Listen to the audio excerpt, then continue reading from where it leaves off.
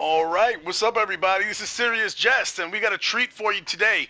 It is the Season 6 MML playoffs here for the Challenge League. And we're going to show you what teams are playing right now. Two good coaches going at it. This is the number 1 at number 6 match. Number 1 versus the number 6 match. As you see, the home team, however, got to be randomly generated, getting the home advantage, and that's Ref Justice. So Ref Justice is the Skaven team, coached by a fan favorite, Bernie Buffon. You can take a look at that rat team, 1740 TV. And the motto is, didn't touch them, ref, what you sending me off for that? That's funny. So you can see a lot of fouling from these rats. And they come in with 13 players looking pretty healthy. They got Cheese Stilton, the Storm Vermin with Mighty Blow and Claw, of course. You got a stat-up gutter runner, strength-up gutter runner named Earthquake. And Tornado, the Agi 5 gutter runner who is a leaper and who can get things done if necessary. So this rat team looking like it's a threat. There is no enhancements on their stadium. It's pretty much bottom of the barrel, Stamps Hill, and that's where we'll be playing. And visiting them are the USA BallStars, the number 1 seed in the playoffs. And let's take a look at what these humans have to offer. Konami code the coach. USA, USA, USA. That's their motto. And take a look at the players. They got some catchers with a lot of skills. This is big. The Dauntless shouldn't factor in too much because they're playing a Skaven team. Some decent guard on the team. They've opted to go that way. There's no Mighty Blow other than the Ogre. So this team looks like they're about positioning and dodginess more so than kicking butt. But with these very scarce armor on the rats, shouldn't be too much of a factor. So that being said, let me get us over to Cabal Vision now and tune in and see if we can find this match. And while I'm doing that, I did say we got a special treat for you beyond this just being a Challenge League playoff match, which is special in itself. But also, ladies and gentlemen, we have the man himself who is credited with bringing announcing to the MML, who had left for a while and is back. Yes, it is the infamous M Gito 12. What's up, man? Hey guys, how's it going? Good to be back. Yes, get our announcing on. So you came into the league. You know, I wrote that recently. There's an article. If you guys don't know, we have a website, mmlpro.com. Check it out. There's a bunch of stories about the teams, backstories, a lot you can find out. The MML is not just a straight, Blood Bowl team going against Blood Bowl team. I mean, these are franchises that developed over time. There's backstories and all that. And recently I wrote, a little. We keep stats, we keep records, team records, and I wrote a little, write-up joking about, my brief encounter with Emagato before he went out. We played. I was his last game that he played against, but I really do I am excited about the opportunity to ask you some questions because you were mostly around before I got around. And really quickly, before I do that though, because we seem to have tuned in just a little late, the teams have already taken the field, and then I'll get back to kind of picking your brain here, but I've backed this up because Cabal Vision allows me to replay it. So just so that nobody misses any of this action, we're seeing the ball kicked off, and I can kind of speed announce to get us up to speed. The USA BallStars get an extra reroll because of their very, very boisterous and supporting fans, and the first block does not knock the human down, knocks him back. Another big blue arrow on the second block. And we're in a blizzard here. There's a lot of snow. It's pretty cold over here. I hope you guys all have your warmest long johns on. And the rats continue to try to knock down humans. Yeah, and about that snow, it massively favors the rats as well because their movement advantages should come to the fore. Absolutely. It's a great sign for a rat coach when you see the snowflakes coming down. Rats don't need to throw the big passes because they can just run it and hand it off. Yeah. So the short pass they're just fine with. The one thing though is that does sometimes impact the rats is that running in the blizzard, as you know, it's very slippery, and if you try to take that extra step beyond how fast you normally are, you might find yourself slipping on that ice and planting head first into the ground. So rats do like the GFI sometimes. So, we're not caught up yet. So we're oh, okay. yeah, sorry. Yeah, that's what I'm trying to speed it out. It's like what's going on right here. All right. So we know something big's coming. We don't know what yet. So what the viewers are seeing is we're in the bottom of turn 1. The rats were unable. I don't even think they knocked anybody down in turn 1. The humans responding now, and they're just. This looks like just a positioning face-off. This looks like in West Side Story when everybody's snapping their thumbs rhythmically before the big dance. Lots of jockeying. Yeah. Yeah. But yeah, I mean, this is what veteran good coaches do. They don't necessarily press their advantage or roll dice if they don't need to yet. They put themselves in a favorable position, so when it's time to throw down, you have an advantage. And now we're Yeah, it's an 8-turn game. One of the biggest things you can do wrong in this game is rush. Take your time, especially with the blizzard. Absolutely.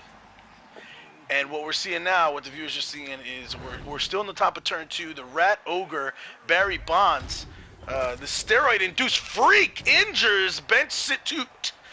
And so one of the BallStars are going to go off, and the Rats draw first blood.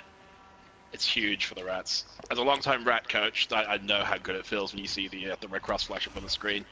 It's probably 2 or 3 casualties away or KOs away from really pressing home the advantage. So yeah, can't overstate how significant that could be. You started as your first pro team was High Elves, right? That's right, yeah. It's the Fresh Princes. The Fresh Princes, wow. I actually, as a bit of fluff for everyone out there, when I made the decision to come back to the MML, I actually reformed the Fresh Princes. Oh, nice. And then the pull of Skaven, I just got addicted to the whole high risk, high reward kind of style. So yeah, we brought back the Skavens. It's actually the Royal Rat Authority who are making the return for the Challenge League next season. Oh wow, nice. And so did you catch that game, the Scuttlebutts against the Grunts? I didn't know. So the only games I've caught recently were the 2 that played yesterday. So it was the Pirates against the Coven, which was just a phenomenal game. Yeah, that was. It's a brilliant game, and it actually had me cheering, which I'm not the most emotional guy. So, if that gives you any how high, that was just brilliant entertainment. I thought both coaches played the conditions and each other really well. And then the other game I saw was Thunden's bowl game against Chase. And Chase just didn't have the luck when he needed it. There's a play on turn 14, I think, where he went for the dodge for a touchdown and failed the dodge, and the runner dies. And it's just sad, and he was going to replace the runner anyway, but it's still a touchdown denied, and Thunden just stalls out for the rest of the game. That game went south for Chase really quickly, right? It looked like it was going to be tied, and yeah, exactly. I mean, it looked like for all the money that he'd get the 1-1 on turn 14, and as Thunden pointed out, he does have the movement 8 blitzer. So you can't rule out the instant reply for a 2-1 win, but you've still got to make the play. But unfortunately, Nuffle took that out of the hands. So I've had a lot of friends that don't even play this game, but they've jumped on and checked out a Twitch here and there, and they're all like amazed at how you can tune in to somebody playing a video game on the field and get wrapped up in it like it's a real life pro match. I mean, I'm a Go ahead. I'm sorry. No, all I was going to say was, I mean, for any skeptics or anything like that, just check out the game last night, the Pirates and the Coven, and you can see how exciting this game actually is. And I got to say, the bowl games and the there we go, wrestle. We're caught up, by the way. The bowl games that have been played lately have just been phenomenal. I mean, super exciting. And they're a real credit to the MML. Definitely take advantage and watch them if you're watching this. And we've got a bunch of them on Twitch and YouTube. There is a YouTube account. I'm not sure if anybody else has that handy in the chat, but Stuff and Junk. I think it's youtube.com/stuffandjunk. Stuff, the letter N and junk, all one word. And wow, while I'm talking about that, this is what the Rats cut back. This is looking like we're locked in for 1-0. Now it's just a case of how many turns does Bunny think he can hold out. This is what you do not want. This is your worst nightmare if you're the other team. Now, this is a dodgy team who's managed to get into your backfield and can pretty much run around. If they can run the rest of this team around and screen off your team, like you said, it's just a matter of, how long it takes you to punch through this wall of rats that are now going to get in your way. And here's the thing. So the humans, for as versatile and for all of the variety they can bring to the game, they're not actually that set up to punish stalling like this. It's going to be a real rough ride for Konami to get the ball back. These particular humans, you're right. Yeah, these particular humans are not set up to do it right. There's not a lot of mighty blow here. You see a lot of people build humans different ways, which is cool because they allow you to do that. But that's the first thing you got to figure out with the humans is, do you want to be more of a positioning team, or do you want 4 blitzers with mighty blow and tackle? And this team decided to go 4 with guard first. So this team's all set up for like field position and controlling the game, but the problem is you don't really have any control once you've got 3 gutter runners behind you. Right. And, there's a nasty swipe, and this is bad. This is bad when the rats are gaining the number advantage. I mean, the way the beating the rat's speed is difficult enough, and a lot of times the best strategy to do that is simply by removing as many of them from the field as you can. But when they now outnumber you and they're faster than you, you can find the swarm overwhelming, and this could quickly get out of hand if Konami and his humans don't get this under control fast. Yeah, Konami's got a real problem now. A real problem. And by the way, the one thing that's kind of helping him is he does have a wizard on the sideline. Bernie has no inducements. That's right. And, so if you're the rats, you kind of can't afford to get too comfortable sitting back there, because theoretically a wizard could jump in, remove a key player that's in the way to the ball, and you could get over there. The humans can get over there and recover it.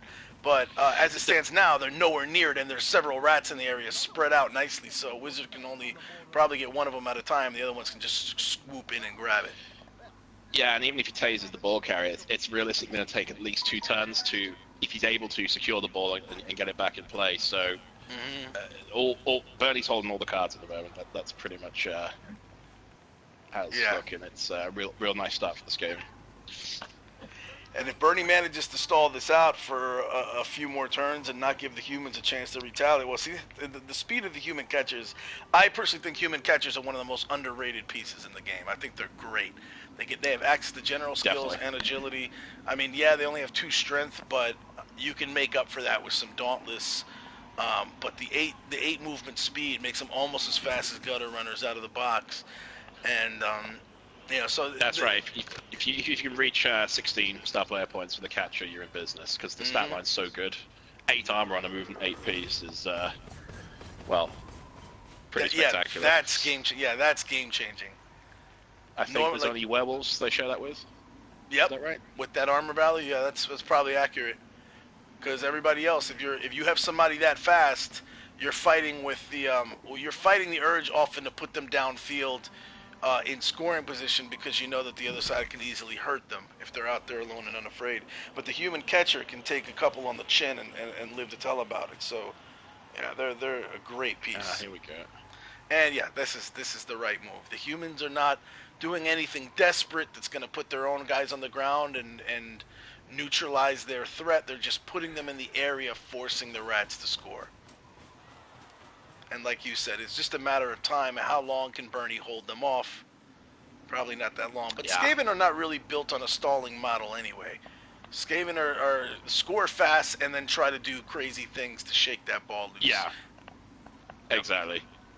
And you have to be brave to stall with Skaven, and I think the damage has been done here. We're going to get to turn 4. Yeah, and you've lost that's too. if he actually goes for the play here. He could probably feasibly dodge those Gur runners, create a half cage, and probably stall another turn if he wants to. You're starting to get into risky.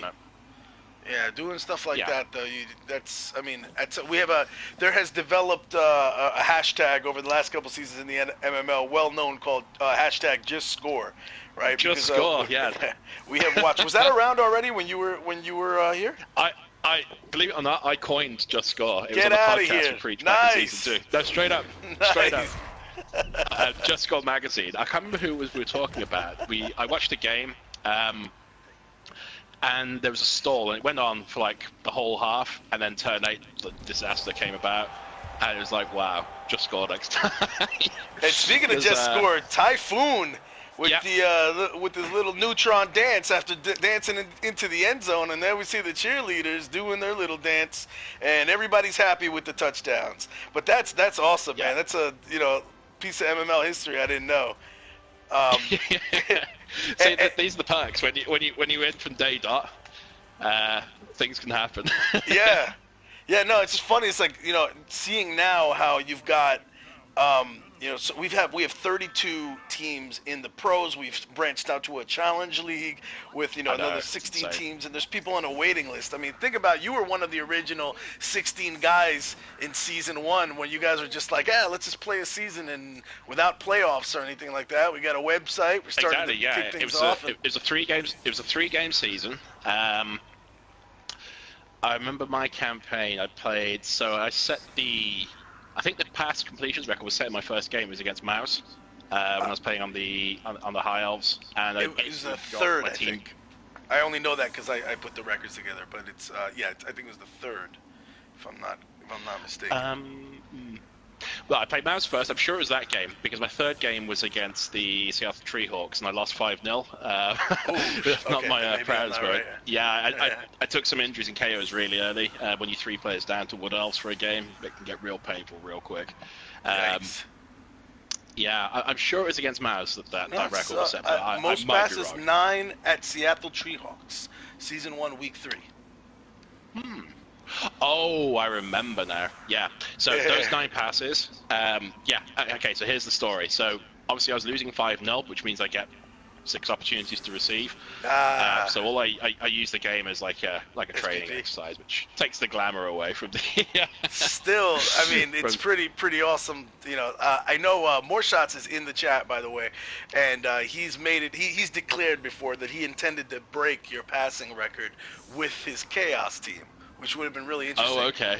And he did actually, to his credit, I know it sounds crazy, but he did get 7 passes completed in one game. That's impressive for Chaos. Which is he beat everybody else. He's the closest anybody's come in the MML to breaking your record or tying it.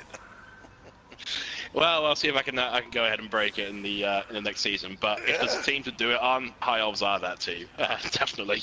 Absolutely. And Sasser has since retired his Treehawks and decided to go High Elf. And that team is scary. They can pass. And we had last season, people were just destroying the passing record left and right. We had 2 High Elf teams in the same conference, and these guys had what was referred to as the what did they call it? The no defense game, or the farm the pros game. That's what Preach calls it, where they basically, in his opinion, they didn't play defense. And they just went at each other offensively. But you had stats like, let's see, they racked up 122 yards passing in one game. And as you know, this game only gives you credit for the actual thrown yards, not the run that you take after. Oh, tainted. That's wow. Sorry. Just to cut back to the action, look at that kick. Look at that kick. So this one's risky, right? Because you don't know what's going to happen if you're the human team. It's theoretical. Because of that scatter, that ball can bounce and sit right there in the end zone and really suck for you, right? And because of the blizzard, you can't throw it far. So now this strong-arm thrower can only get it a short pass anyway and has to run his butt back there. Oh. Or that could happen, which is great for the humans. See, if it would have landed short, then that's a definite rat advantage, right? You see the swarm coming, and they cut him off from the rest of his players, and he can't get rid of it. Yeah, it could have been disastrous. But instead, wait, did they just give that to the... No. Yeah, I can only assume that's a misplay. That's a problem. No, I mean, I've seen lesser experienced coaches do this in a playoff match. I mean, I could see this on the farm. In a playoff match, though, because of the ability of the Ogre to bonehead, this is probably not usually the guy that you want to give the ball to. Yeah, this is... That said, I suppose the logic is 5 turns to score. The Skaven looks rock solid in defense, by the way. The strength ups on the go runners are going to make this real rough to get through. But yeah, this is a risk. I guess he's thinking once he cages up, he could always just, if he gets in trouble, have the ogre pass it off to one of the humans that are surrounding him, one of the faster guys, more agile guys surrounding him. The problem is, on that turn, when you need him to pass, he could just decide to start picking his nose, forget where he is, and then use the ball to wipe his shirt. Exactly. So this is, if you want to level the ogre, I don't hate this move in the farm, right? But to do this in a playoff match is arrogant, man. This is maybe even worse than sitting in the backfield and farming SPP in a playoff game with passes. Yeah, it's brave. I'm trying to think of what I can use beyond that. So it looks like he's gonna change his mind. maybe he's got his Twitch open and he's listening to us, but it looks like he's gonna change his mind. Here we go. And yeah, he's gonna hand it off. All right. And again, he's lucky that ogre didn't decide to use that ball as a suppository instead. So catcher goes down to at least give the rats something to think about. Let's have a look what we got here. Go runners.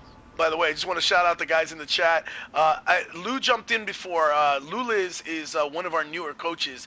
Really stepped up and took responsibility for making sure that a lot of these playoff games, both CL and Pro and bowl games. Oh! Girl headband 3 is players injured. down. And that one is a guard piece, a blitzer. Those are important to the humans. Konami knows that. The Apo steps in and resuscitates him, makes sure that he can get back in the game, and you'll see him come back. He's just waiting on the sideline. But man, this is not what I expected for the rats to be in here delivering the ass kicking. It's usually the other way around. They just try to survive the attrition, but the humans are just getting beat up out here. Yeah, he's got a free shot now as well with his claw blitzer, Cheese Stilton. If I can get the job done, 4 players down, you just think, wow, where did the humans go from here? Yeah. And we talked about the durability of the catchers, and it looks like the humans have decided to test that durability and put Frenchie Fresh down the field, alone and unafraid, and surrounded by some hungry-looking rats. Yeah. So it looks like a wasted blitz, by the way. Barry Bonds ready to rip somebody apart. Oh, by the way, Barry's got the block skill, which you don't always see on rat ogres. Huge. Very dangerous. And then right before he was about to attack, he saw something moving quickly behind him and started chasing after that. And he's going to be chasing after that for at least a turn before he realizes it's its tail. So that's the thing. I think I'm going to say something maybe a little controversial here, but I think a lot of coaches will agree.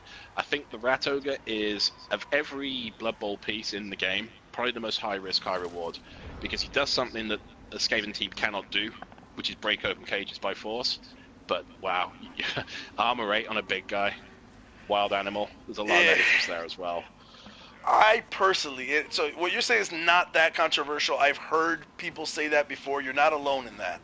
I personally, however, having coached the Lizard team in the past, having coached a human team in the pros as well, so with their ogres and then with the Lizards Croxagore, and and now I don't have this problem with the Necro team, but the wild animal to me is a lot less insufferable, if that makes any, than the bonehead or the really stupid, because at least he retains his tackle zones. He's still impacting people. There's nothing more frustrating than having a Croxagore with guard lined up on somebody, and then going bonehead, and then you're screwed. You lose that crucial assist that you needed.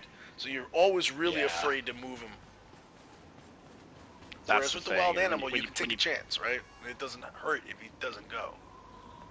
That's it, but the problem is, like, to maneuver a rat ogre around the pitch, or I believe is it Yeti and Minotaurs also have wild animal, like, you've got to be blitzing with them. Otherwise, it's very difficult to reposition them. So there's pros, there's cons. I mean, we can all agree that really stupid's probably the most crippling of all the negative traits. Bonehead's probably the most annoying, and I think wild animal's probably the weakest, if that makes sense to the viewers. Meanwhile, just to cut back to the game, quite a nice little cage forming here on the left. Obviously, strong. Skaven should be able to reposition, but he's gonna have a tough time cracking it open. Corporal Cage Buster stuck over on the wrong side of the pitch, going crazy at the crowd. So really probably looking. Wait, did you make that name up just now, or was that really the name of the player? Right there on the spot. That's right. Oh, okay. I was gonna say, I was like, wow, that's a genius name, huh? Corporal Cage Buster. I like. That sounds like a Bernie name too. He would name one of his players that. Well, you were referring to Barry Bonds. I like that though. We just I am indeed. From now on, reserving Bernie the will rights probably to Corporal call Cage him. Buster. Bernie will probably fully embrace that nickname. Yeah, and there's that wild look. animal you don't like. And that's so wild again, animal in a nutshell. He keeps chasing this mysterious thing behind him that he's sure is trying to go up his butt, and he still hasn't figured out that it's just his tail. And yeah, Mr. Fresh is gonna get cheese grated. And we've seen the cheese grater name before. The Scuttlebutts used to have a cheese grater, didn't they? Yeah, I'm pretty sure they did. That was their rat ogre's name. Diving back into Yep.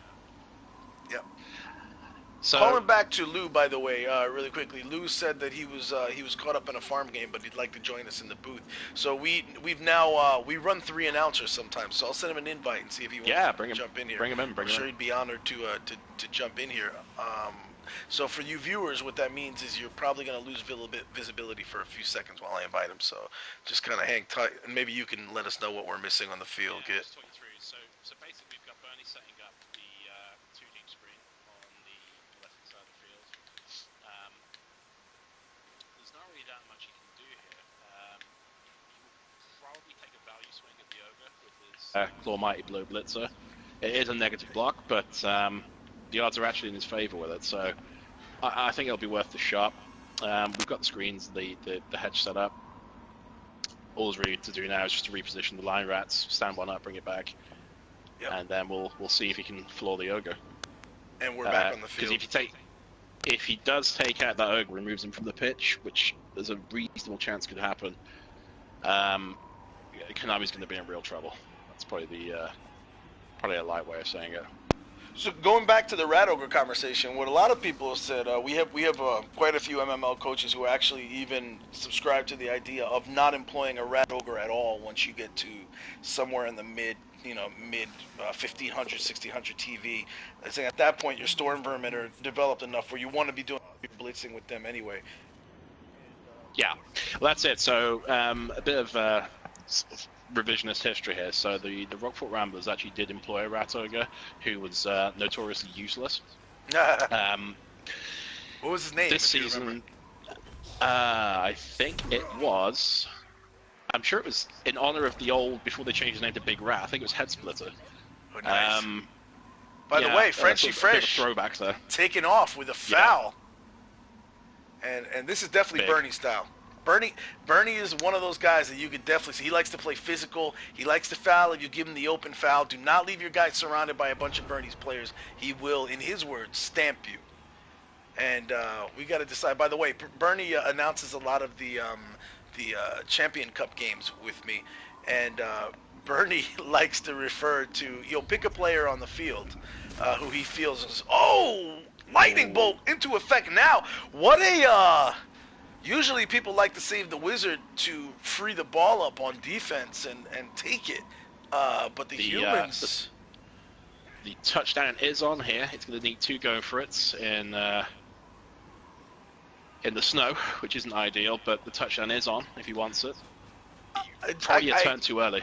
Yeah, I think what he may be using is this opportunity to set the cage up deep and sit in the corner. Yeah. But, Lou says too, interesting choice, right? Normally... offense is a lot, in my opinion, it's a lot harder to stop somebody than it is to score. So using the wizard on offense is a little bit of, seen by some people as a failure, because you could have used it to free the ball up and run in and snatch it. But hey, getting the score is important, and yeah, and Konami knows that. the mechanics of this matchup mean he has to score on this drive. Yeah. Let's have a look where we need the ogre to do the business here as well. Yeah, Bonehead here would be. He cannot afford to stand there picking his nose. That's, yeah, that's not going to be acceptable. Yeah. Would be devastating, I think. There we go. And he comes through in the clutch, and he's not going to play around. He's going to mark up the gutter runner. And that gutter runner does not have the dauntless skill. That's Tornado, who we talked about with the agility 5. And once this cage is set up, an agility 5 into a full proper cage is still 50% chance. So with a reroll, that comes out to about 75%. Bernie's got 2 of them. Yeah. Plus, yeah, this he's one got a can chance leap. of getting the blitz. It's going to be more the case of getting some kind of favorable block. Right. But the guy that has the ball is great, though. He's a blodge stepper. So yeah, this is pretty safe. Yeah, no, just a quick scan around now. No strip ball on the field, so all it will do, if it's the wrestle gutter runner that goes for it. What we got?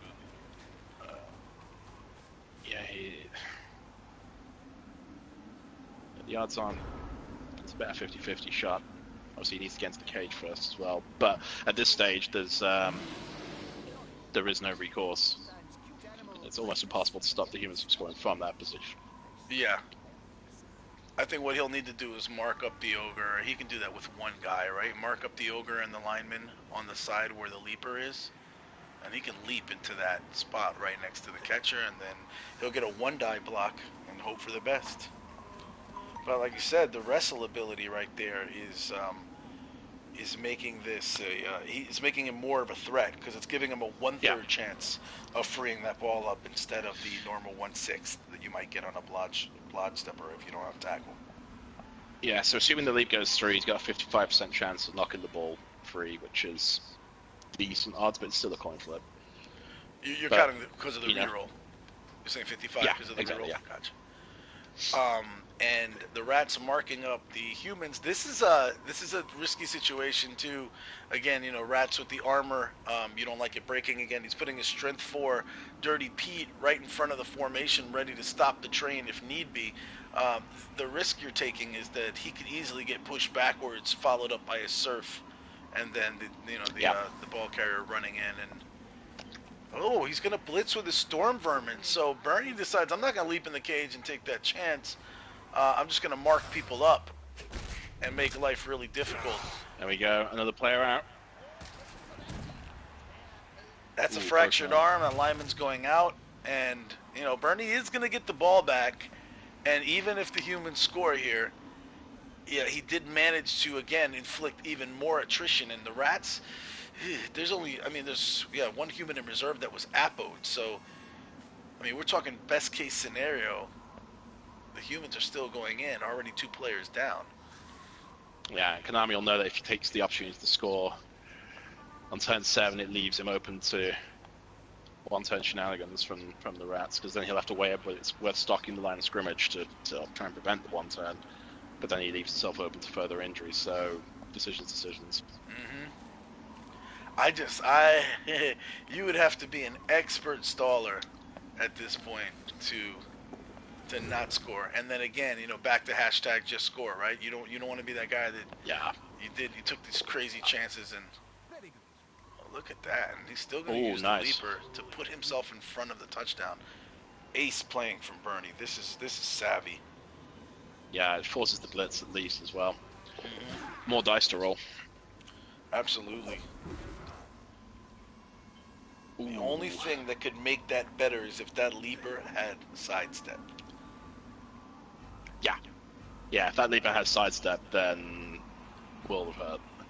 And then add diving tackle to it, just for mention. But the, Well, obviously, obviously the whole the whole TV makeup would be different, but still. Let's have a look. See. So I think the best play here.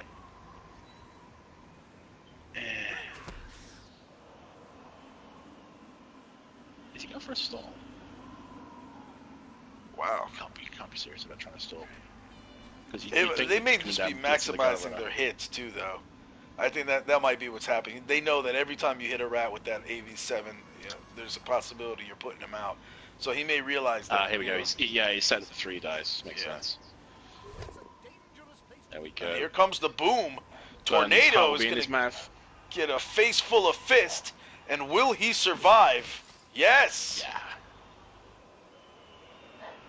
So here we go. 89% chance for the touchdown if he wants it. Yeah, because he's got 2 sidesteppers on him. So that's where all the sidestep went, right next to the ball carrier. So he's not going to be able to just knock them away. At least not without significant risk. And he's just going to do that. There you go. Spike ball. We have a tie match. Stephen Anita Smith. With the big hawk-looking glove on his hand. And points at his mom in the crowd.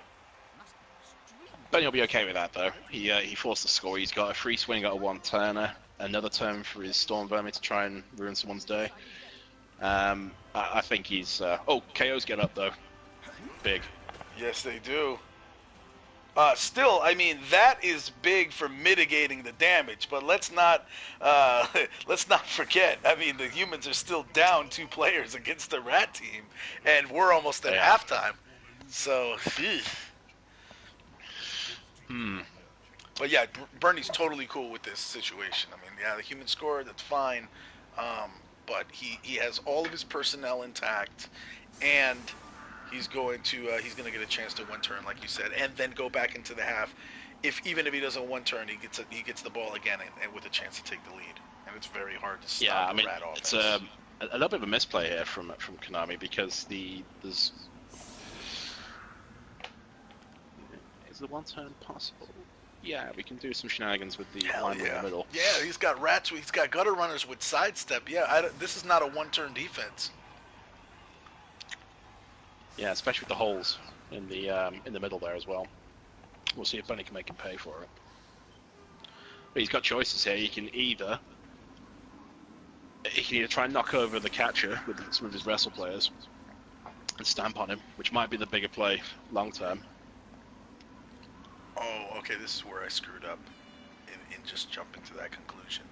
Yeah, like you said, it's like these catchers are on. He put the catchers lined up, and like you said, you can't do this normally with the Agi guys, right? With the but you can line catchers up on the line, and they have sidestep. So whatever way you think you're going to push them, the chain push, is probably not happening unless you dedicate significant resources. The only guy you can push in the direction you want is the guy that the ogre is standing in the way of. So, but if he doesn't knock down those catchers, he's in trouble.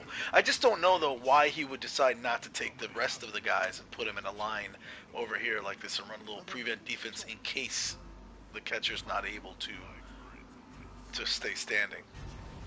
Yeah. He's just banking on not giving them access to the middle linemen. So, this is, again, same thing, right? This could turn out to suck for the Rats because of the blizzard. So even if that gutter runner manages to get back there, pick it up, how is he going to pass it and get it into range to his buddies? Yeah. What was the kickoff event? Quick snap. Okay. So it gives it opens up the 1-turn a little bit more, but this is going to need a touchback to realistically, in fact, to even physically end up as a 1-turn touchdown. It might be the case that if the ball doesn't go to touchback, the big play is probably to line up a 6 or 7 player foul on one of those catches and try and get them out of the game. We'll see what happens with the scouter. So this is the thing, when you play that conservatively and you leave high value players isolated like that, you open yourself up to all kinds of problems. Sturm Charles says, snow bad, that's why I moved to Florida. Yeah, but like you said, the touchback could make this really easy on the Rats, and a bad bounce where it stays back there could kill this play. So this is, I mean, like many games, right, hinging on a die roll right now as to whether there's going to be a score or not. Sidestepper's coming back, and I imagine that it might be why he dropped that other gutter runner back, Earthquake, just to kind of close that gap and maybe make it a short play. Right, Tornado's got 1, 2, 3, 4, 5, 6, 7, 8, 9, and 2 go for it. He can get to a short pass, even if that ball line, was delay in the end zone. He can get back into the end zone, pick it up, and get within range. So either way, if it's not a touchback, this is not a dead play. It's gonna be a little harder. But definitely that one extra. I'm curious to see how he's going to line up here, though. This is going to be. There we go. That's just going to leave it. And it is a touchback. We're probably seeing a rat touchdown. And again, this is why you got to take these extra guys back here and line them across right here on this yard line. So there has to be at least 3 3 dodges to get past them. So the 22-yard line is the magic yard line, or not, it's the meter line, I think, is actually the correct measurement. But here we go, the blitz coming in. Yeah, he's going for 110. Yep. That will do it. It's the big blue arrow. This is one of the few times you don't want to see a POW. And it's going to push the gutter runner up. And he is now within range with 2 go-for-its. As we know, though, because it's a blizzard, this makes the one-turner even more difficult. It does, yeah. But the Rats can manage to get another one in. They'll get an extra push out of it, and it'll only be 1 GFI. But yeah, 67, 89. Yeah. Got about a 60% chance-ish. I don't know the exact maths, but even with the reroll. If he wasn't going to take the extra push, though, if he wasn't going to put the extra guy in place, he was probably better off taking the POW instead of the big blue arrow, because now he's just left the guy. He's got 2 guys standing next to him. Yeah, this is causing problems. Well, honestly, though, he needs to dodge away from that sidestepper, right? Yeah. Actually, yeah, the sidestepper means there's no shenanigans available there, so he's got no choice. Well, the other thing he can do is completely surround the catcher. Oh, he burns the reroll there, and that's where I think sometimes, and I did this recently, you get greedy. You're like, I can get the extra push. I can show everybody how smart I am here, and let's hope that reroll that he just used wasn't the one that he needed to get past the failed GFI. There we go. So a pure 67% chance of going through. Yep.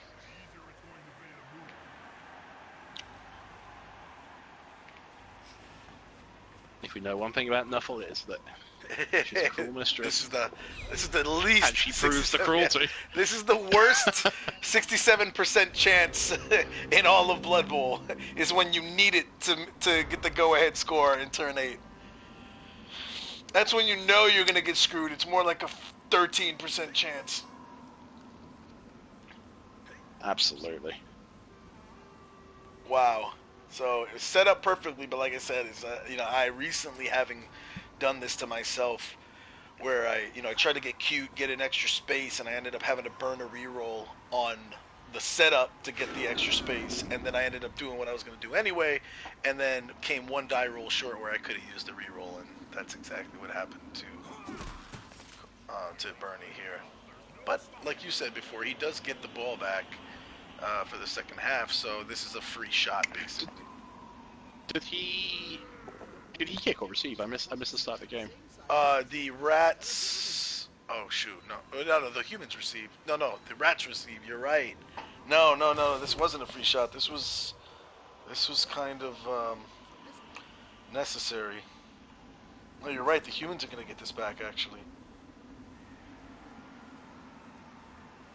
I'm curious to see what's going to happen here. I mean, you'd think, obviously, probably looking at the pass to a catcher for a quick SPP.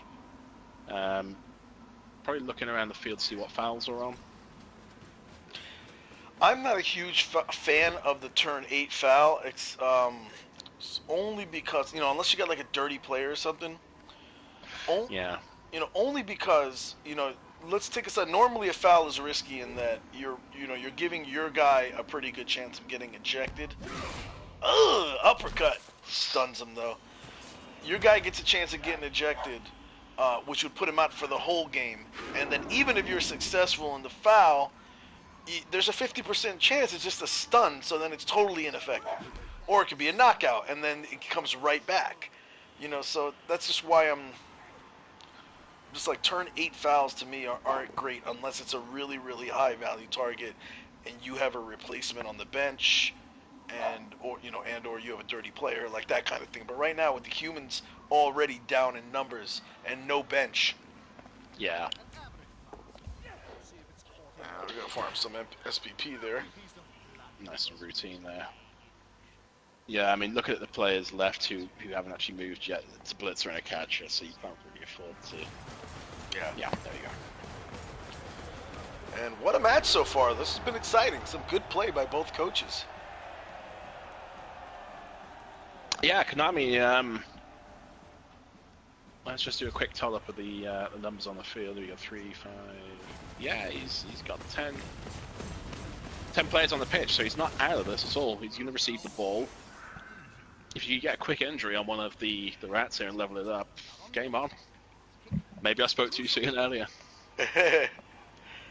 Yeah, anything can happen. We've seen it, right? We've seen it before. Absolutely. Where it looks even at the half, and then just like that the Solar Savers game where it looked like we were gonna have a hell of a game on our hands, and then it just quickly went south. So the Rats have not taken any injuries so far, and they look like their uniforms are barely dirty, which is a huge accomplishment for a team that likes to play around in trash. But this team is looking very healthy, and that could quickly change. Yeah, 100%. 11 on the pitch and 2 line rats on the bench as well for turn 9. Real healthy position to be in as a Skaven coach, because you're probably used to being down to about 7 or 8 players at this point. Man, I don't see that many Skaven teams that even get to come in with 13 normally. And look at that. The weather gets a little hotter, and that snow turns into pouring rain, making it harder to pick up the ball. Now, that's going to be a task in itself. Yeah, by the way, Stern Jarl in the chat says he hates my math logic. Just foul. Hashtag just foul. I think there's some fouls that are just too good to pass up. Yeah. Like for example, if you could get that, if you could get Cheese Still on the floor and drop the hammer on him with 3 or 4 players, you'd have to take that chance, because that Stormvermin is probably going to remove 1 or maybe 2 players before the game's out. So yes, you've always got to think to yourself, like, it's not just the damage that you do; it's the damage that you prevent. Definitely. That's a good comeback. I like that quote for the next time somebody's in the farm and complains about getting fouled. And you just say, look, it's not the damage that you do with the foul, it's the damage you prevent. Absolutely. Your guy has mighty blow. When you see that claw pump player just running around blitzing you every turn, he's got to go. Yeah, one way or the other.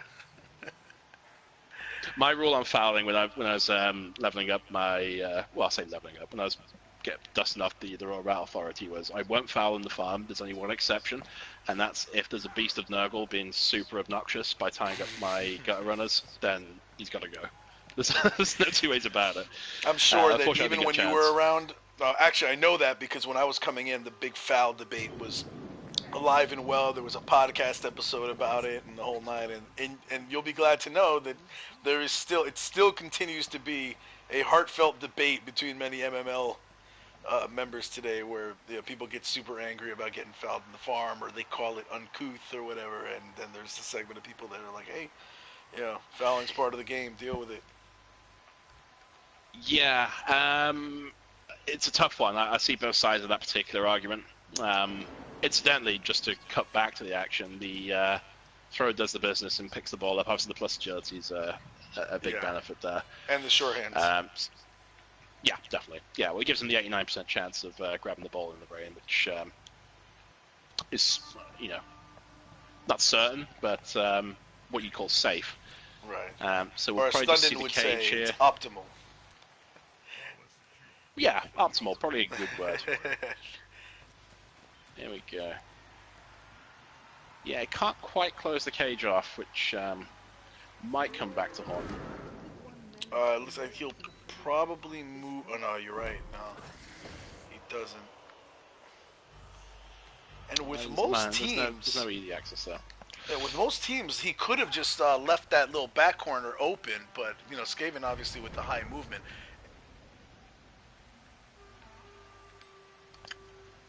Yeah, I've got a pretty nice cage. Yeah, that's up there. That's probably good enough. Yep.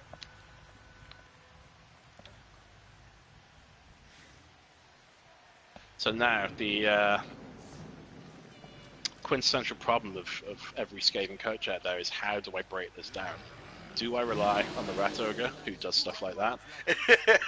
Again, this Rat Ogre is convinced there's an alien trying to crawl up his butt, and he just keeps forgetting it's his tail.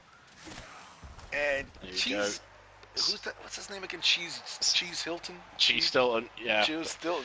Unfortunately, he picked Ginger McSoulless to do the dirty with, and as we know, he's already made that deal with the devil to not die in this game. So he's safe. He's safe. He can't he's safe. Die. Nothing can stop him. That's one of my favorite parts of the MML is just like the naming conventions. Oh yeah, it's brilliant. People take particular delight. I played More Shots Farm Chaos Team, and it was called Chris James Chaos Team. I was like, well, okay. And then I noticed that all 11 players are called Chris James. I was like, do you know why? Wow. Do you know the story behind Chris James? No, please tell me the story. Okay, Tell me. So I won't say the guy's specific name, but there was a particular person, a real life person that would always be on Facebook just knocking down the MML. Right, like every time somebody said, hey, I'm looking for a good league to join, and then and somebody from the MML would say, hey, check out the MML. He would always post a comment in there that says like, oh, don't listen to them. They just want your private information so they can spam you and make money off of it. And it was so crazy. It's like he had his tinfoil hat out, and it was just constantly. So Preach would go in and ask him. It's like, well, what are you talking about? Have you ever tried? He's like, yeah, I joined the MML for a while, but I was just always spinning. I could never get a game in the farm. And Preach was like, well, that's impossible because I run the registration, and I know for a fact you haven't been registered. So its logic didn't make sense. Wow. To this guy. So I had asked about it on the red die block, and coaches know that or they should know that red die block isn't always a bad percentage chance if you have block or wrestle and the other side doesn't. Your chances of getting burned aren't that bad. It brings it down to like a 69% chance of being at least a pushback, which is decent. Yep. I love the math surrounding, like, for example, the -2 dice block when you've got the wrestle strip ball player against the non-sure hands on the blitz. Yes. That's actually massively in your favor, which is crazy when you think about it. But people see red and they get scared. Yeah. And even more, in this case, I would say it's a rat die block. Yeah. The rat die block. Yeah. Hello, guys. Hey, what's Thanks up, Lou? for the invite. Sure. Glad to have Sorry, I you. had to finish my farm game real quick. No problem. Lou has been making the magic happen this season, really put it on his shoulders to make sure that these games are being announced and broadcast. And I got to say, like, for me, it's a special treat getting to announce with the guy that started announcing in the MML. So actually, and I haven't even gotten a chance to ask him about that. No, it's just a note for the viewers as well. It's great to be back as well. It wasn't a particularly great time for me at the time when I left, for a variety of reasons, which I'm not going to bore people to death with. But those reasons no longer exist. So let the good times roll again. I'm excited about going back to the into the Challenge League. I was talking to Thundon. There's a decent chance we'll be in the same play pool come the start of the season, given our time zone, which is good. We always have great games. Nice. So yeah, I'm throwing down the challenge. We'll see how his Nurgle get on against my Skaven. I was just about to say that he's playing Nurgle. You don't want to be in the same plane pool as him. What are you going to do if the beast ties up 4 gutter runners? What's happening then? I've got a secret weapon designed to deal with that. Ooh, nice. It's not that secret, but you'll see.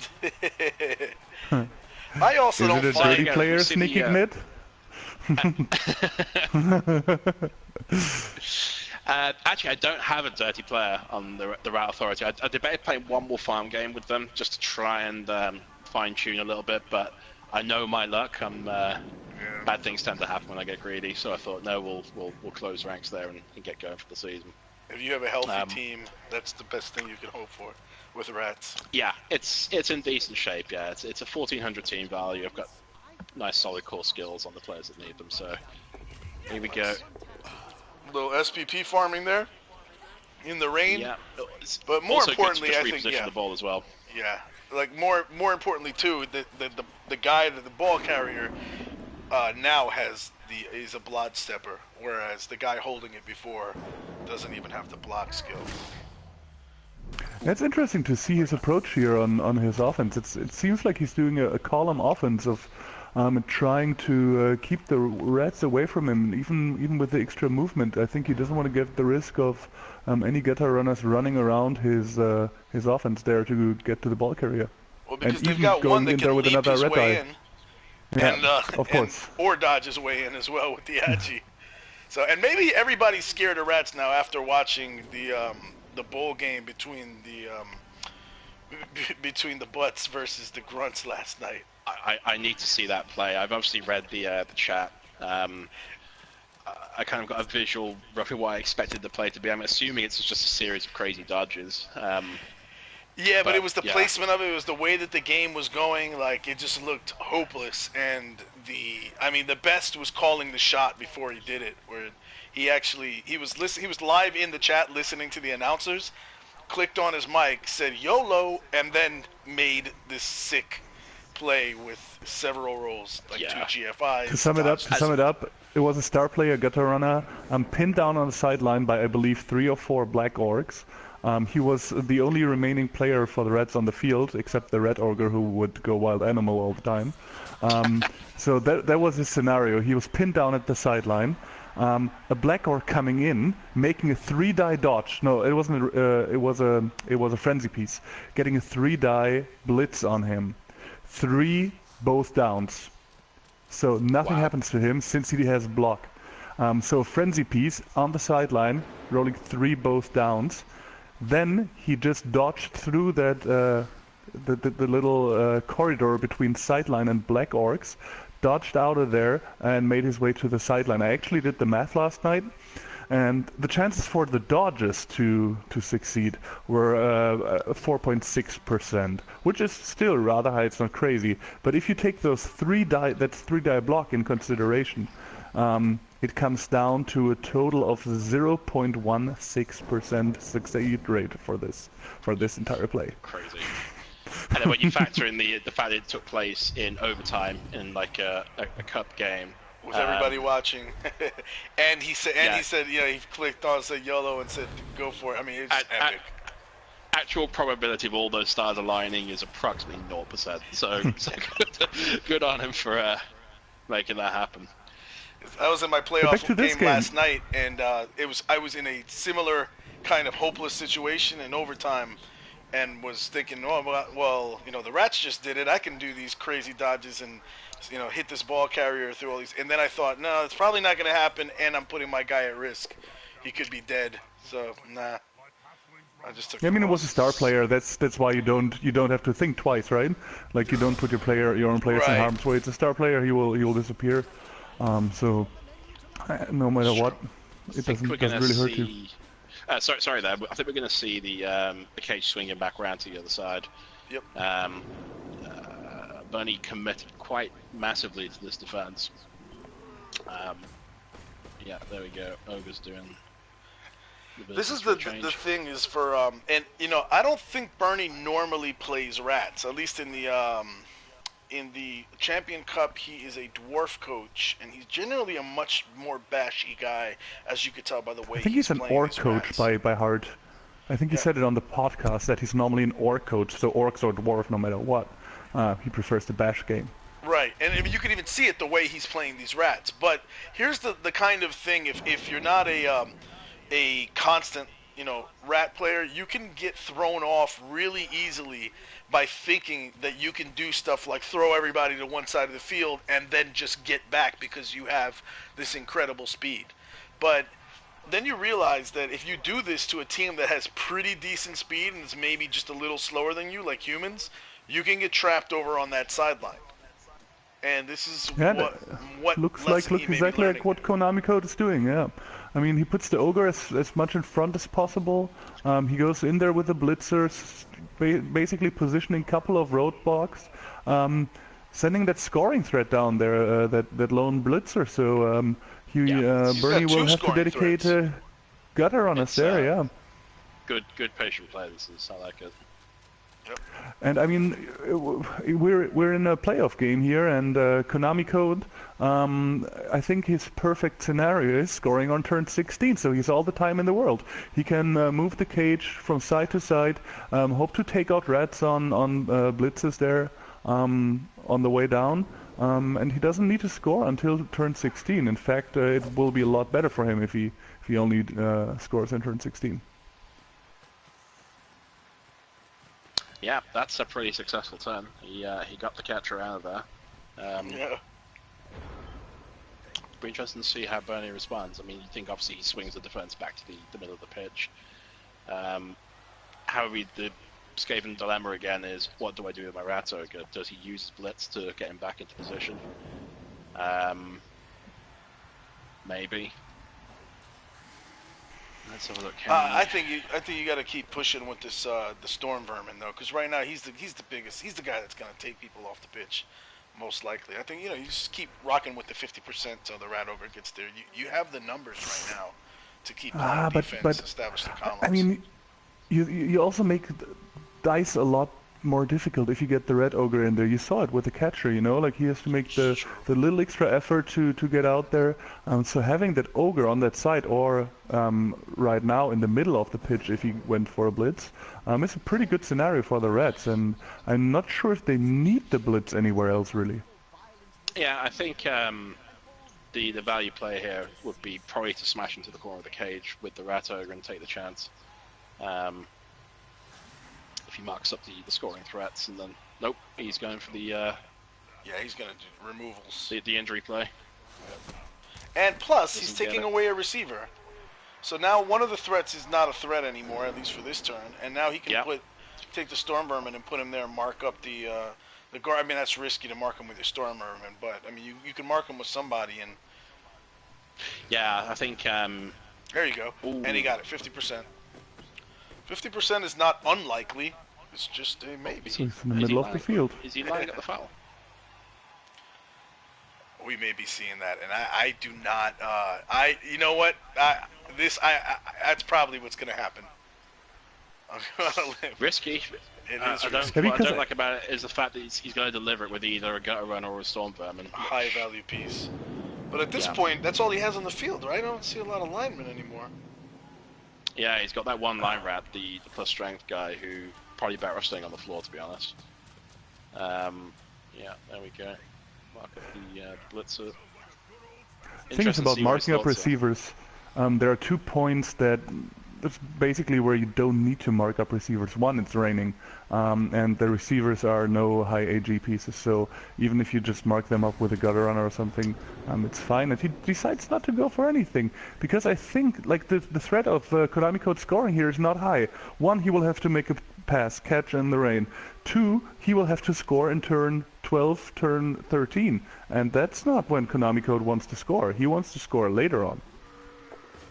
So he decides not to foul, and I was just, he didn't bring those gutter runners over at all, though. I'm wondering why he left them so pinned to that sideline. He didn't run out of time. He's still at time. Well, no, I mean his timer did expire, but he hadn't moved in like 15 seconds, so maybe he was still figuring it out and ran out of time. It's possible. Maybe he just doesn't want to risk them running those, those humans diagonally across and trying to establish a cage deeper now. I don't know. Yeah, I don't know, but... Well, one thing's for certain, he's going to get a pretty perfect cage deep in Bernie's territory. Exactly, with the ogre in the perfect spot, the blitzer and the guard blitzer in the front. This is a perfect situation for Konami Code right now, and the question is going to be whether he will try to stall it out or score and take his chances. I think he's got to stall. I think the only way he can realistically, well, it's a nothing thing to say, but to guarantee the win, he's got to stall it out.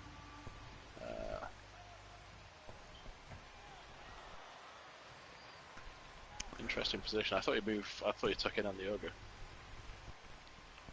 I think what he wants to do is take these... Oh, no, he's not going to do that. I thought he was going to put the guard pieces on the diagonal, so it would always be there would always be an assist. But... I think he's better off taking them both down here. Yeah. Interesting. Interesting because well. Bernie decides to not put more pressure on the ball carrier there, and get a potential one die in there on the next turn. He decides to get a runner to safety. I don't get that. I guess he's just thinking, I don't want to get trapped. And there's no need to put pressure on there yet.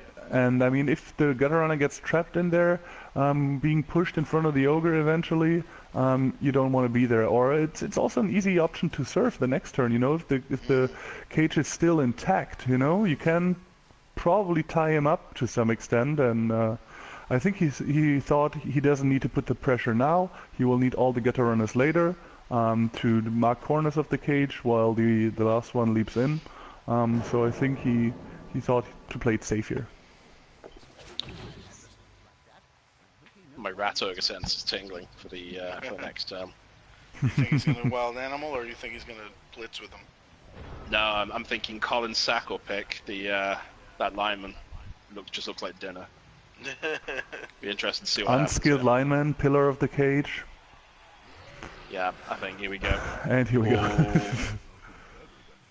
And Fasten you're right. seatbelts. Barry Bonds. Boom, successful, and that might tie up the ball carrier. So Barry Bonds looks back to what he again thinks is that alien coming out of his butt, and then notices, hey, wait, there's a bunch of tasty humans over here. Let me start with this one. And now he's going to put that tackle zone on the catcher and his assist. And if the rest of these rats can jump in here and wall off the catcher from his from all other assists coming in to help him, especially those guard pieces. Yeah, he's got to get those guy runners over. But the thing is, the thrower there, backup no dice, is perfectly positioned to be a massive obstruction. Yep. Great positioning, but like both of these coaches are doing a great job. It's like a punch counter punch. I believe Bernie wants to bring over his gutter runners a little sooner than later, or move them, because he's down to 1 minute now, and he still has to do all the repositioning. So maybe he should start now. Bernie may be also suffering. Notable for the. So I was just going to say that the casualties and KOs are completely dried up in the game as well. Yeah. But Bernie may be suffering from the champion ladder problem, where champion ladder is 3 minutes, and so you get used to kind of thinking things out more, getting the perfect move, and a hastily made decision is better than not making a decision at all. So 44 seconds left. Let's see if Bernie can. Yeah, one of the things I love about playing Undead is if you move your mummies around, you get like at least an extra minute to think for the rest of your turn, which is pro sweet. tip. I like that. You can do some value go for it just to give yourself more thinking time. It also helps to leave the animations on, right? I get the feeling that the time freezes for a second while the animation is on, so you can think at least. You don't see what's going on, but you because it could mess with your rapid click ability. Yeah, And there's but the you're the only one who thinks for a minute and 50 and then does all the movement in 10 seconds. I think you can put in like 8 movements in 5 seconds. Foul coming in. Wow. Ooh. There we go. Bernie's a fan of the foul. Nothing. He's a No proud effect member on either of side. the order of the foul. He's I gonna was mark up wondering that if other that was, guard piece. wondering if that was Ginger McSoulless there again, because we've already established that he is Unkillable. impervious. Yeah. But so he's unsuccessful in freeing up the ball, but in that round or whatever, he didn't actually make a real play on it. But he's really caused problems. He's put the humans in a bit of a pickle. And this sidestep is so annoying if it's happening to you. The guard pieces are kept away from adding an extra assist over to the ball carrier, and this is a serious problem now. If he can't get an extra assist over there, you're looking at a red die block to get that ogre away. And if you want to dodge away from the ogre, it's going to be a 50% dodge with a built-in reroll, but still a 50% dodge. At least. I'm sure you guys have talked about it before, but what comes into effect here is the lack of tackle on Konami I was going Code's to say exactly team. that. Yeah. That is exactly what you see here right now. There's no tackle piece, and I mean, I don't know who it was who talked about Konami Code's team on the podcast this week, but they said they're a bit surprised that they're taking the top seat there because the team isn't that impressive. It seems like it's a human team that is still developing with the movement down catcher, with a lot of guard, no stat ups, what you normally want on humans. And this comes into effect here. There's no tackle, and without tackle, block stepper, gutter runner taking down, that's going to be hard. Well, that's a phenomenon is not it's rampant throughout the MML. We've talked about it before. You have and we've seen it with the rotating play pools now, right? You have some teams that are built really, really well. And Blood Bowl is a bunch of checks and balances anyway, right? You could be really, really built very well to handle elves, but be built very badly to handle orcs, and that is, that's the best way to have tried to execute that, I guess.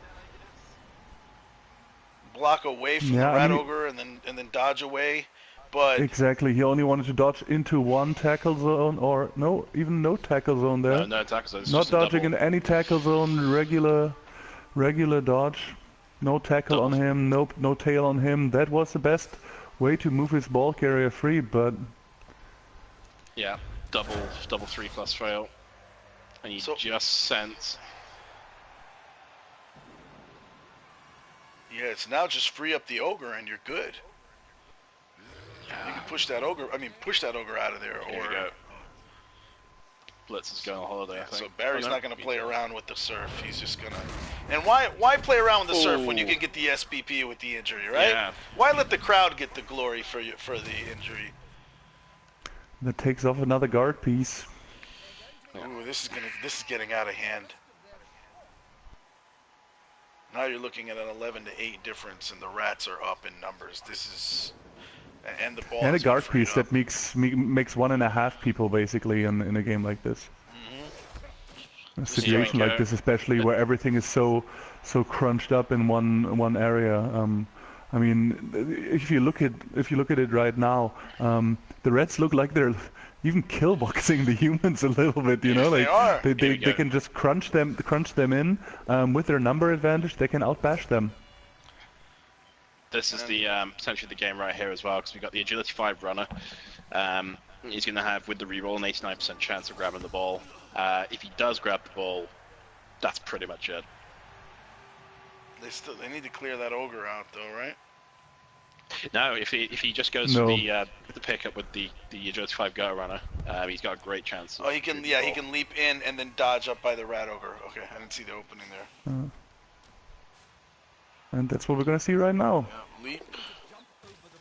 And the leap fails. At first, it looks like he's going to fall on his back, but he did some extra training this week, doing some high jumps, and He sticks the landing after a bit of a stumble. It's a question. Where are you gonna go? Where are you gonna go now?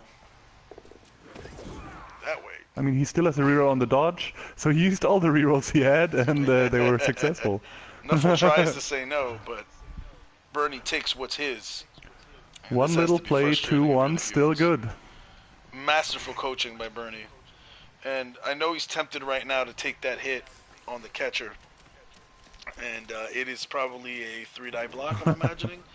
But if he doesn't land a POW, he's just put the catcher in a position where he can On the other hand, the catcher has dodge, of course, and can get away from there. That's exactly why he's positioning the other gutter runner there. Very, very well played this turn. I mean, Nuffle tried to stop it, throwing 2 1s in there, but very, very well executed by Bernie. Of course, he got the chance because the dodge failed on Konami Code's play before, but we don't want to take anything away from him to execute this play brilliantly. Bernie would not be denied. And we talked about the speed of those catches, right? Didn't see that guy coming. Burns the reroll, but it's worth it. Wrestles him down. I am surprised that that Bernie decided to wrestle. Oh no, I'm sorry. No, he has block. I'm sorry. Yeah, so he has block. Yeah. Yeah. Well, loose ball. I mean, and unable to get there. That would have been big. That was backup no dice. But that dice roll would have ended anything. I mean, wherever he was on the field, he had to roll dice. And as we see, once and everything, except when you have a gutter runner with leap and built-in dodge, then you can afford 2 1s on one little play. And that's the thing. Nuffle said no. Bernie said yes, and Nuffle said okay, fine then. Yeah, pretty much how these things work. Yeah. Yeah, Coach Shots is pointing out in the chat.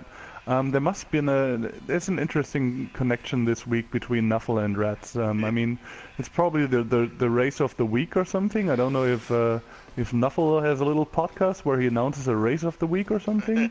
Yeah. So, nice to do the nice to do the blitz. Yeah. Red Ogre's like, where can I hit something? Where's the target? Where's the target? Where's the target? So Bernie puts a fake rabbit on a string out on the field and dangles it in front of the Rat Ogre, who thinks he's gonna blitz the rabbit, and then Bernie reels it back in on the fishing rod. Genius coaching. Smoke and mirrors. Really, really impressive play though. Really knowing how to manage his player. I've never thought about this. This is pretty smart.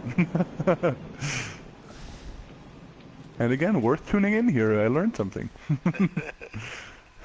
Well, it's a all services kind of podcast here. It's education, memory lane, you name it. Yeah. Color commentary. So I think we're going to see the Reds stalling this out now, right? I mean, there's no chance the humans can go there. Glad to report that there is no chance. No chance. And just on top of it, Bernie's just going to drive the point home. So you will not get up. You will not get up. But wow, I told you, man, those human catchers, no joke. They can really take a punch. And Stephen Anita Smith, growing up with a middle name like Anita, constantly had to probably take a few punches and provided him with the armor required to get through life. Yeah, yeah, exactly. That's a tough kid. And more rats are just gonna swarm that area. That is an impenetrable wall of rats. I mean, that catcher has movement plus, but the dodges there, I think, are post YOLO. Yeah. The only way. It's 6+ for sure. Then it's a 6+. Then it's a 6+. Then it's a 4+. Unlikely. And Sparrow thought Now Konami impossible. as well. He created the opening and 8, 9, 10, 11. You could get there with 2 go for it.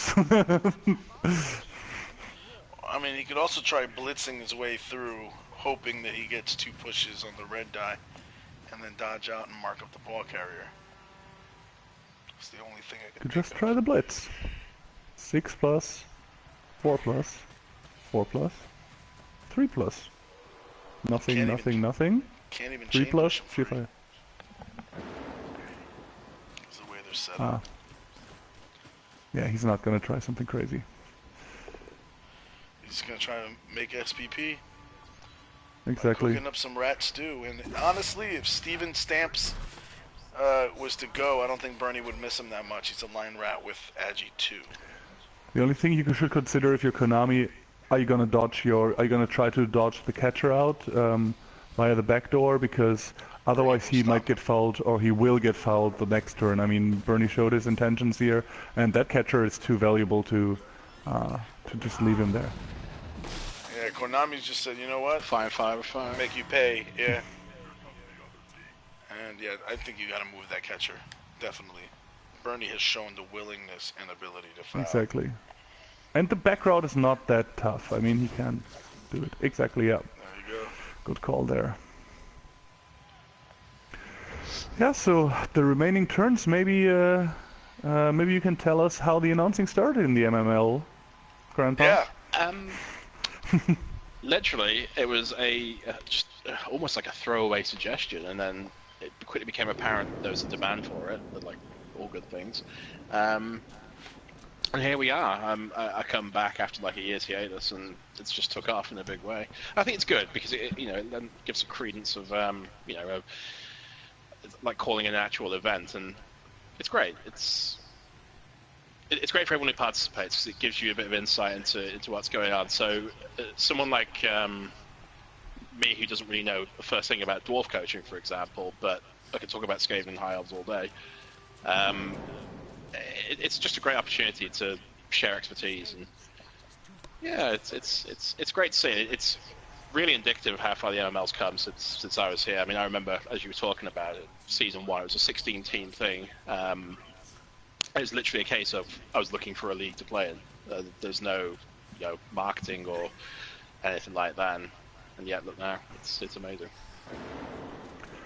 Speaking of the announcing, though, later tonight at 10 p.m. Eastern Time, there will be another game, the Happy Serenity Bowl game, played by the Granite City Grimbeards and the Gingerbread Boys. The Gingerbread Boys earned their promotions throughout the season already, made quite the appearance in the pros, and managed to get a bowl game later tonight. So if anybody's still up there at that time, tune in. We are still looking for announcers for our coaches out there, or you two, in case you're interested. The announcing booth is still open. Yeah, I mean, you say 10 p.m. Eastern Time, so that'll be 3 a.m. my. Yeah, I can do that. That's doable. For me, I'm not sure. I can't commit to that yet because my girlfriend's home or fiance's home, and I don't know how much she's gonna stand for. I still have to. I still have a couple of league games I need to fit in, or at least one I need to fit in too. So I'm already stretching it pretty thin. And I believe we're going to see the end of the game right now. Will we see a little showboat, a little sacrifice to Nuffle for more rat luck over the There is a common weeks? saying right now that basically Nuffle will take vengeance upon you if you don't properly celebrate a touchdown as a Skaven coach. Nuffle demands his sacrifice. And, this is going to be a team celebration. Team celebrations have been outlawed in the NFL, but here, in the MML, they are encouraged. Look, this is a whole choreographed flash mob touchdown right Switch here. Switch it around and zoom in. Switch it around and zoom in. Switch it around and zoom in. There you go. You're not only announcing, you're also the camera guy. There we go. Wait, no, that sucks from that. Oh, and robbed of it by Cabal Vision. Oh. Yeah. I hate ran that out of funding glitch. at the last second. I hate that glitch. I gotta tell Nitios that they gotta fix that. I hate the cutaway. Well, first things first, I need to say a big shout out to both coaches there. They're putting a great show. Absolutely. As I said before, I think Konami was unfortunate. He created the opening with the capture. He failed the double through the starch. Obviously, I don't see the markings from where I'm at. I don't know if he's actually going for the touchdown or not. I would assume so because it would be safe. Put him in the corner. And obviously, it's a different game if he's got a 2-1 lead. But nothing's many things, but fickle and cruel as well. By the way, if you're seeing my screen go blue, if you're watching right now on Twitch, guys, if you're seeing my screen go blue, it's only because I'm inviting both coaches to the chat, so we can maybe do a post-game interview here. See if they're available. Looking at the stats right now, nothing crazy, nothing impressive. Fun fact, exact same number of blocks on both sides. 34, quite a lot for a team playing Skaven. Skaven normally don't allow that many blocks, I believe. Woody's, like Rez said, he likes to keep his Woodies at 30. If he keeps his blocks at 30 or less, he's good. In the 30s, in the 30s or less, he's good. I don't think that's too bad for a Skaven team, actually. Once you start getting in the 40s, that's when you see the real damage happen. But, we've been joined in the chat by Bernie Buffon. Congratulations on the victory. Congrats, Big Bernie. upset over the '1 seed. How do you feel? Yeah, happy now. If I'd have lost today, I got it off my son because it was this team what destroyed my son's necromancers, killed both whites, and he said, "Dad, you better stamp all over him." And I said, "Son, that's what I do." There's no father and son relationship like the one where the son says, "Kick his ass like you kick my ass, Dad."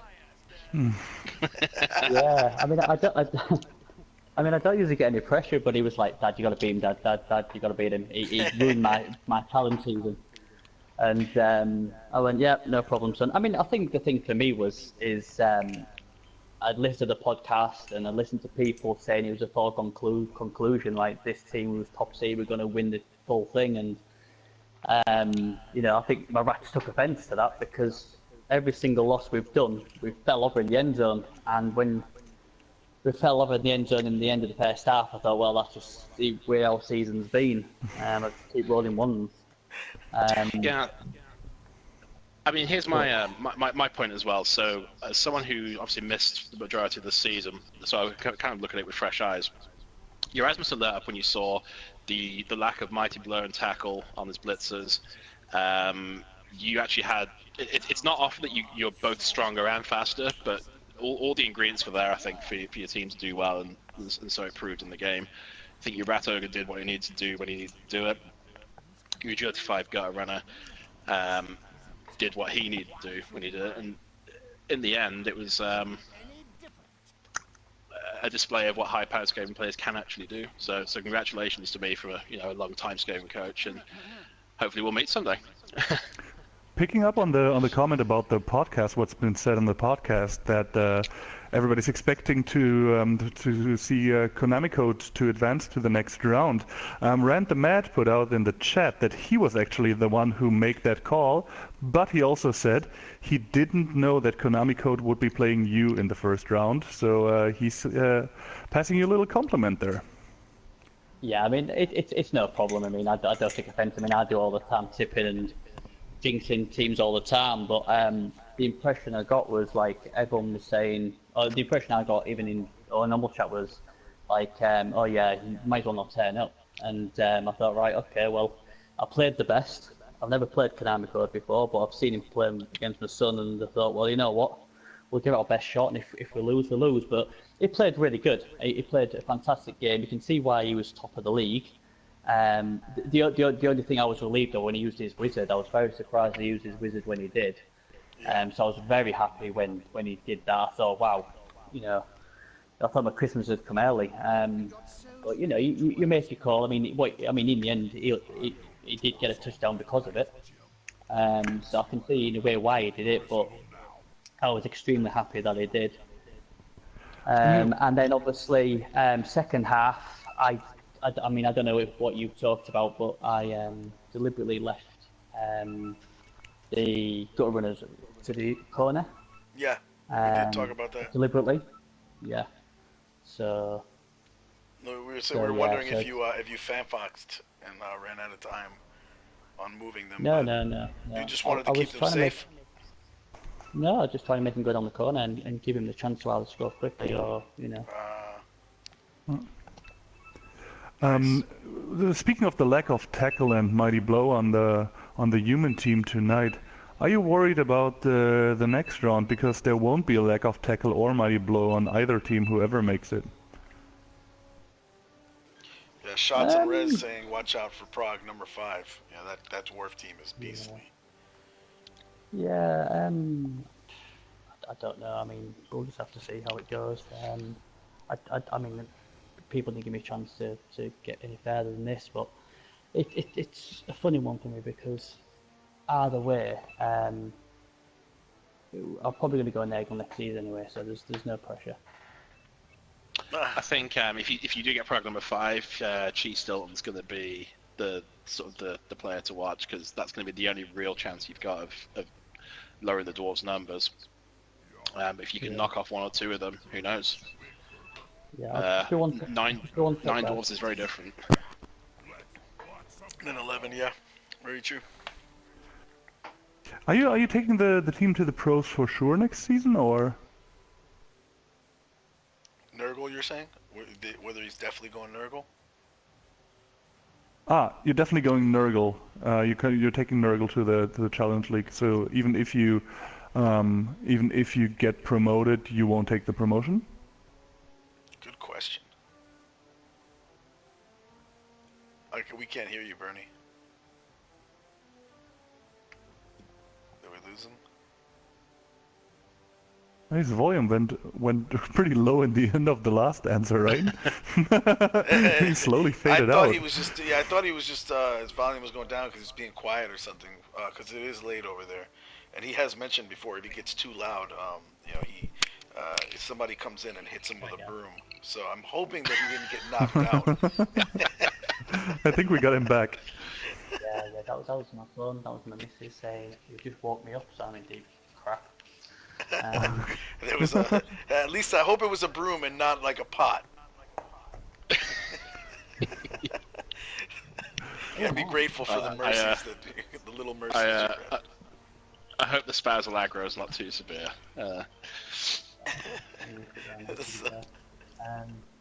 But yeah, I mean, regarding the game, I mean, he played very well. He sounds like he's hiding under the bed now. I really enjoyed the match, guys. Thank you so much for announcing. By the way, call the police, please. I'm being hunted. You know what I like. You know what I like. Oh yeah. All right. Well, this has been a lot of fun. I think this is probably a good place to cut it. So you said, Lou, what next match is what? Bowl game? Next match is either Prague number 5 or tonight. Next match tonight. Yeah. We're gonna have this Serenity Bowl at 10 p.m. Eastern time. That is, I believe, in an hour and a bit. I plan to go to bed, actually. I mean, I didn't fall. It's my 2 a.m. already. Yeah, you've been going hardcore too, staying up all kinds of late hours. Yeah. The Blood Bowl. And you just tell your job, listen, man, it's Blood Bowl playoffs. All right, just. I'm working from home right now, so that is kind of. That helps. That does help. Yeah, that helps a lot. But I need to get some work done tomorrow. So it's a Happy Serenity Ball at 10 p.m. Eastern time. I believe that is in 2 hours from now, about 2 hours from now. It's going to be played by the Grand City Grimbeards and the Gingerbread Boys. And MGTO, you said that you could probably call that one, right? Yeah, if a co-announcer shows up, then I'll try and stay up for it. Absolutely. Is your Twitch I'm still not sure up? the audience can. What's that? Sorry. Is your Twitch still good to go? Like, can you actually broadcast it as well? Yes. Yeah, I've still got my Twitch. That'll make it easier. Let's try for you to find a co-announcer. to talk Rez into that. I think Rez is good time zone wise. Let's try to talk him into it. Yep. And if I free up, I'll join you guys. But like I said, I can't commit at this time. Well, if the last 2 minutes are ready to go by, your chances are... So, but all right, guys, this has been wonderful. Anybody have any last questions for Bernie? Besides, are you okay? Are you alive? Did you stop the bleeding? Yeah, I'm still lad, did you understand why I used the blitz on the rat ogre? Why you used the blitz? Yeah, no, that was a great play. I really That like was that. fun, Really yeah. inventive. Yeah. Yeah, 'cause I thought some people saying, what on earth are you doing? Blitzes and not hitting. No. No, course. no, we caught that straight away. It was a really inventive play. Nice lesson. Nice lesson. Yep. So, yeah, good job, Bernie. Congratulations. Be moving to the next round. Very entertaining way to play rats. Just very, very brutal. Wasn't your normal runaway. We got to see the rats be the ones to exert the pain. By the way, do you always play them this violently? Yes. Nice. I expect nothing less from the great Bernie Buffon. To be honest, Jess, I actually toned it down for that game. Yeah. Wow. He's like, because I respected this team. I didn't want to hurt them, so I just put them on the sideline. I didn't want to cripple them, though. No, they get thrown about. They get thrown about just the same as the dwarfs and the orcs. So they do the same. Nice. So, do either of my co-announcers have anything else for Bernie? No, Or just to in wish you luck. general? I'd be interested to see who you get in the next round. Got a feeling it's going to be the dwarves. It's dwarfs or dwarfs? Yeah, probably the smartest thing I've ever said. No, but I got a feel Prague would probably be a better way of putting it. And we'll see. Yeah. But good luck. Yeah, cheers. I mean, we really don't expect to get through that round. Both very good coaches as well, but like I say, the matchup's bad for me unless she still goes on a rampage. But I might get some good. But dwarves knock them down to 9, and gaps just appear everywhere, so it can be done. Yeah, we'll give it our best shot. Nice. Well, guys, thank you to the coaches for putting on such a great show. Thank you to my co-announcers, Gito12, who has made his way back to the announcing booth, the original MML announcer, and Luliz. And this is Serious Jest. You have been watching the MML. Check us out, MMLPro.com. There are backstories on all this team. You can see the playoff brackets. You can be inspired. You can be uplifted, and you can find fulfillment at MMLPro.com. Come play some Blood Bowl with us, and thanks for tuning in. Thanks for all the chat. 110 messages, pretty solid for a Thursday night. In Harry's words, it's Blood Bowl Thursday. Thanks for tuning in, everybody, and we're out.